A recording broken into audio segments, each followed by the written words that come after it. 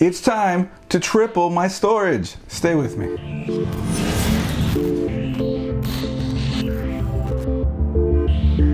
Okay, so on Black Friday, I ordered a 2 terabyte SSD for 200 bucks. Awesome deal, right? And a while back, friend of the channel and longtime supporter Ronnie sent in a 2 terabyte Seagate hard drive. And all this content creation and having to download games, benchmark with, test, or just try out. So I have a lot of games and a lot of content and all this stuff.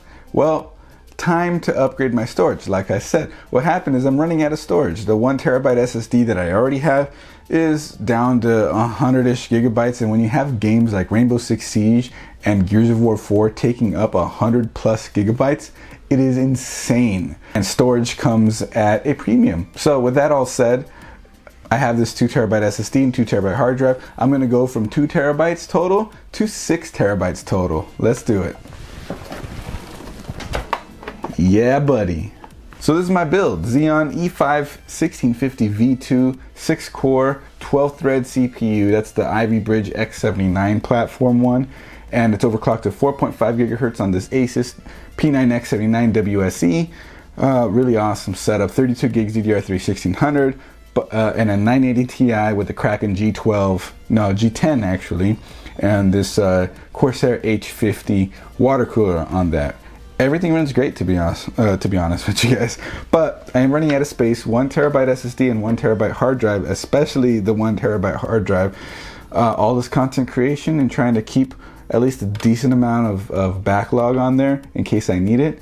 Running out of space. So I have this 2 terabyte Seagate and Black Friday deal, 2 terabyte Micron 1100 SSD ready to go into this. Let's do it. Okay, so it may not be the best wire management job because I have so much going on. Fan hub, bunch of stuff, extensions going on. It's an eATX motherboard sort of stuffed into the standard ATX case, so I had to find a creative way to run my power cables to get to everything because I couldn't go through this passage since it's covered up. But I have my 1 terabyte Sandisk S400 SSD right here and my 1 terabyte hard drive down here. Yeah, they're kind of buried, so I guess let's get to them.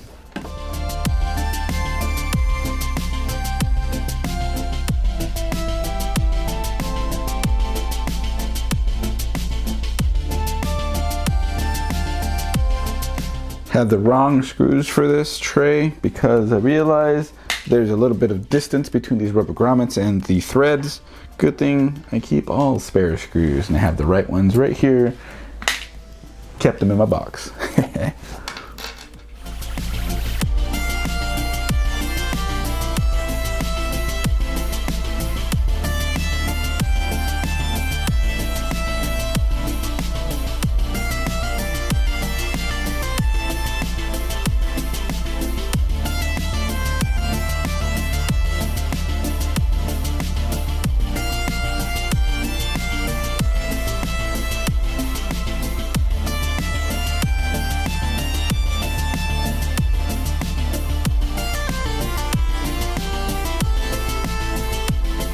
Alright, so upgrade complete, gone from 2 terabytes to 6 terabytes total, but I do plan on making the 2 terabyte drive my primary, so let's run through the imaging process on getting my 1 terabyte drive copied over to the 2 terabyte. Should be pretty simple, straightforward, probably going to use Micron Reflect. Let's get this back together and let's get to it.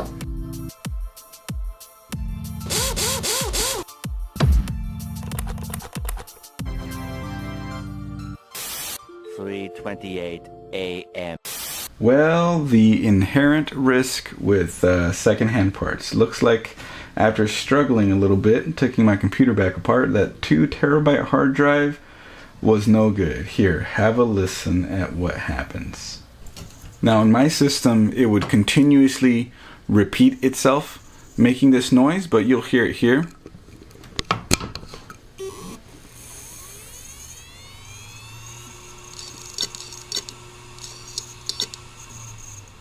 Click, click, click, and then it shuts itself off.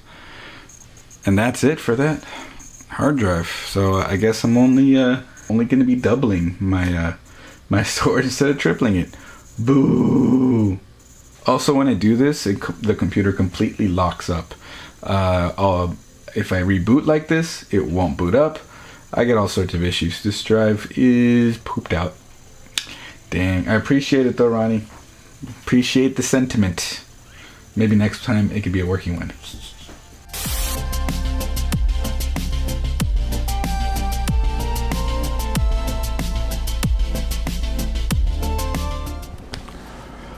Well, a little bit of unforeseen circumstances with that bad hard drive. Had to pull that out of the computer, test it, and double check that it was bad. It wasn't some configuration issue. And then got the imaging process, rather the cloning process, all taken care of. And I went from tripling my overall size to just doubling it. So is what it is. Expanding your storage is always important, and getting the configuration done is good. If you guys want more information on Micron Reflect, that'll be linked in the description below. It's a great free cloning software, and it's really nice that you can just do it right in Windows as well. You don't need to do anything complicated with creating a flash drive or some sort of bootable drive that you have to configure, although that is generally the recommended way. It's nice that you can just do it in Windows, wait for it to complete, reboot, select the new drive as the boot device. Once you're booted up and checked everything and it's all good, then you just go ahead and I guess you could delete your old drive, format it, and you should be good to go. That's what I did, and everything looks good. So cool. If you guys like this video, click that like button, subscribe. We always got more coming. Any information will be linked in the description below. We'll see you on the next video. Bye.